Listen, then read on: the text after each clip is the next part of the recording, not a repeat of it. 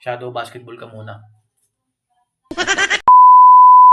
Kuya, send ko na lang sa Gcash ha. Pucha, wag ka basta magpapalambing dyan. Pwede ka madali dyan. Maraming gumagawa niyan. Pero hindi naman talaga sinesend sa Gcash. Pero hindi naman lahat. Yung iba legit naman eh. Iba talagang nagsisend naman eh. Pucha, tawag ka ng tawag oh. Text ng text. Pero hindi ka na pinapansin. Wala na, hanggang sa mabatip ka na lang, mainis ka na lang. Minsan kasi, iba yung nagre-receive, iba rin yung mag-send ng Gcash. Ang practical dyan, antayin mo hanggang di pumapasok yung Gcash. Bahala na kung pares kayo magkabarikos nung nagre-receive dun. Basta antayin mo. Yung nagre-receive na gano'n, no? Oh, ikaw naman gano'n. Wait lang, tagal pumasok eh. O kaya naman, pag naibigay mo na yung item, kasi minsan gano'n naman eh, okay naman eh.